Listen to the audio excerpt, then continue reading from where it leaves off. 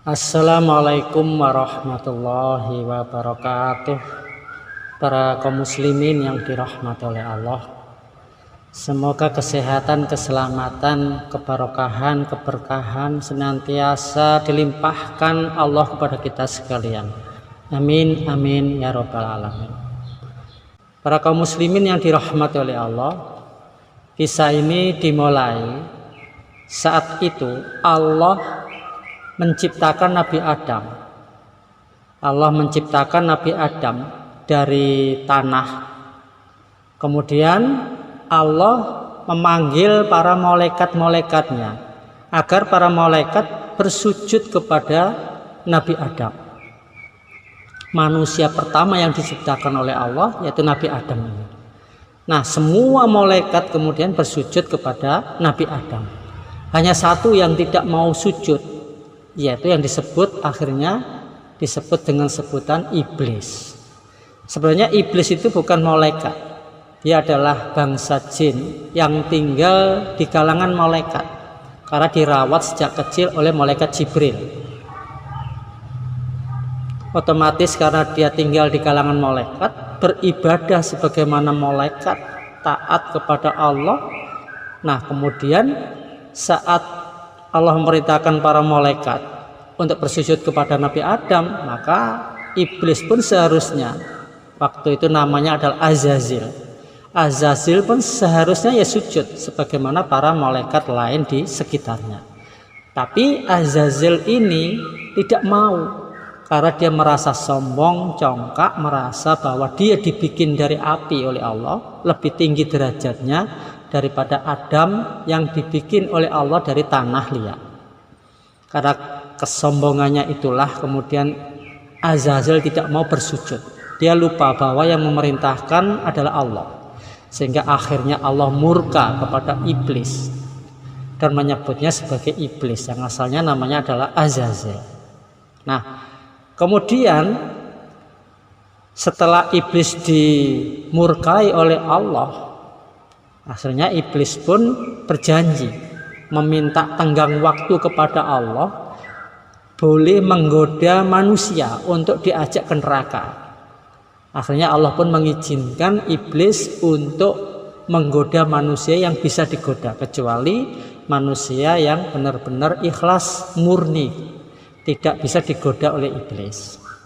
Nah, singkat cerita, kemudian Nabi Adam yang tingginya sekitar 60 hasta atau 18 meter, jauh lebih tinggi dari manusia sekarang. Oleh karena itulah kemudian Ka'bah saat itu dibangun, itu ya tinggi, pintunya tinggi banget, karena menyesuaikan dengan tingginya Nabi Adam dan para nabi-nabi yang lain, yang tentunya juga lebih tinggi daripada manusia zaman sekarang.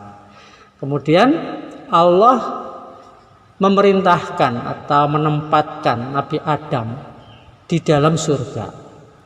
Saat itu Nabi Adam, meskipun surga itu enak, semua ada, makanan, minuman, nikmat luar biasa, keindahan yang tidak ada taranya, tapi karena Nabi Adam saat itu sendirian di dalam surga merasa kesepian, sehingga Allah pun akhirnya menciptakan Siti Hawa. Saat Nabi Adam tidur, nah, Allah menciptakan Siti Hawa yang diambil dari tulang rusuk kirinya Nabi Adam saat Nabi Adam dalam keadaan tertidur. Saat Nabi Adam terbangun dari tidurnya, di sisinya sudah ada Siti Hawa. Nah, kemudian mereka hidup berbahagia di dalam surga sampai beberapa puluh tahun lamanya. Nah, saat itulah iblis berusaha menggoda manusia pertama dan manusia yang kedua, yaitu Siti Hawa.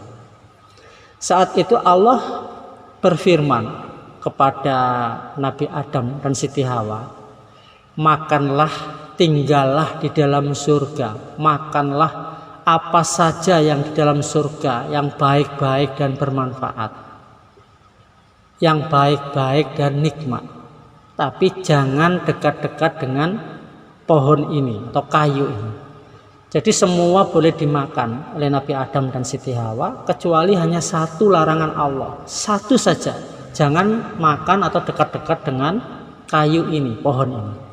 Nah, dari situ kemudian iblis mulai menggoda Nabi Adam dengan memelesetkan bahwa ini adalah pohon khuldi. Jadi pohon khuldi itu sebutan dari iblis, pohon kekekalan. Kalau kamu mau kekal di dalam surga tidak pernah keluar, maka makanlah buah khuldi ini, kata si iblis mempengaruhi Nabi Adam. Nabi Adam tidak terpengaruh, tapi akhirnya iblis mempengaruhi Siti Hawa sebagai wanita karena diiming-imingi, dibohong-bohongi, dibujuk-bujuk istilahnya oleh iblis. Ada pohon kekekalan, pohon khuldi yang bisa kekal abadi di dalam surga. Nah, perempuan pertama di dunia ini yaitu Siti Hawa, atau panggilannya Hawa saja, akhirnya terpengaruh dengan bujuk rayu iblis.